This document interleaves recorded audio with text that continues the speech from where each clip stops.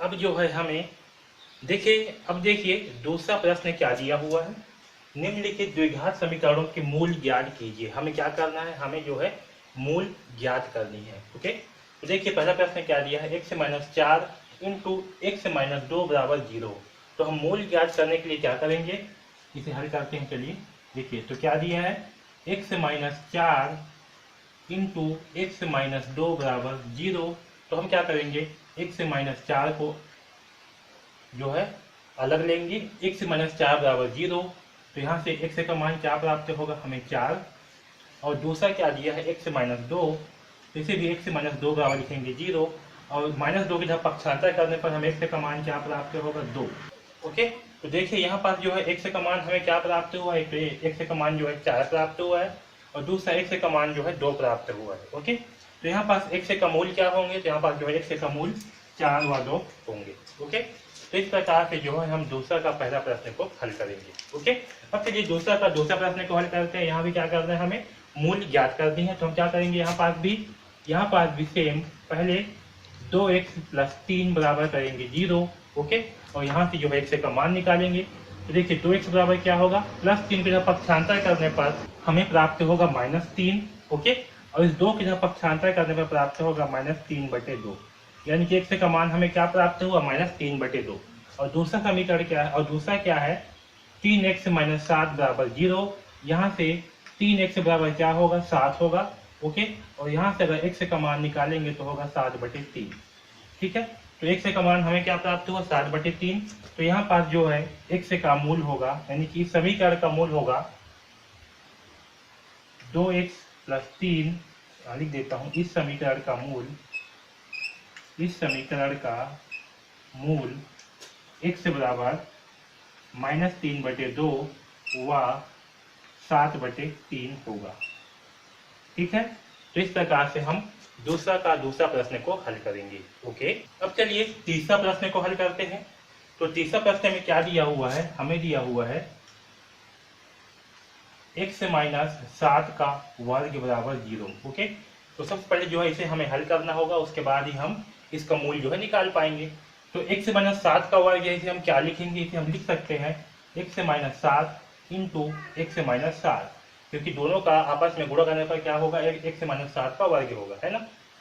मतलब इसको हम क्या लिख सकते हैं, x-7 इंटू x-7 बराबर 0। ओके, अब यहाँ से देखिए x-7 बराबर क्या होगा, 0।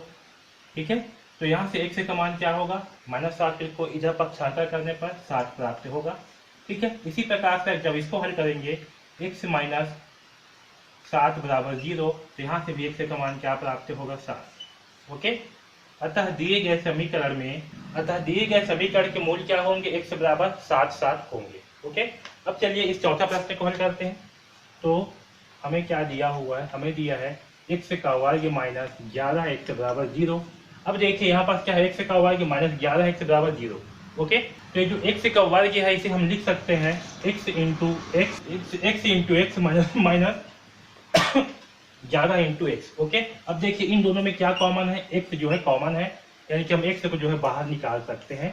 तो यहाँ क्या बचेगा, x माइनस 11 बराबर 0। ओके, तो यहाँ से ये जो x है इसका मान क्या होगा, 0। इस x का मान क्या होगा, 0।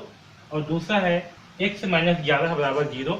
तो यहाँ से हमें x का मान क्या प्राप्त होगा, जब -11 को जब पक्षांतर करेंगे तो हमें जो है x का मान 11 प्राप्त होगा। ठीक है, तो दिए गए समीकरण में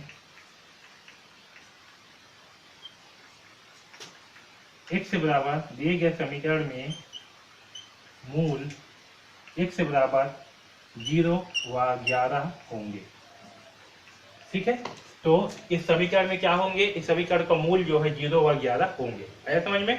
तो इस प्रकार से हम इस चौथा प्रश्न को हल करेंगे। अब देखिए पांचवा प्रश्न क्या है, x प्लस 12 की घात 2 बराबर 0, है ना। यहाँ पर क्या है, होल वर्ग दिया हुआ है।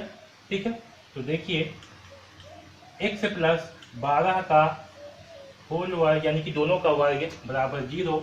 तो हम इसे क्या लिख सकते हैं, x प्लस 12 को इसे हम लिख सकते हैं x plus 12 into x plus 12। इसे हम दो बार जो है लिख सकते हैं। ओके, बराबर 0। और यहाँ से क्या होगा आपका, जब इसे हल करेंगे x प्लस 12 बराबर होगा 0। और यहाँ से x का मान क्या प्राप्त होगा हमें, जब 12 को जब पक्षांतर करेंगे तो -12 प्राप्त होगा। ठीक है, तो यहाँ से x का मान प्राप्त हुआ -12। अब जब इसे हल करेंगे तो यहाँ भी x + 12 बराबर होगा 0 और x का मान क्या होगा -12 प्राप्त होगा।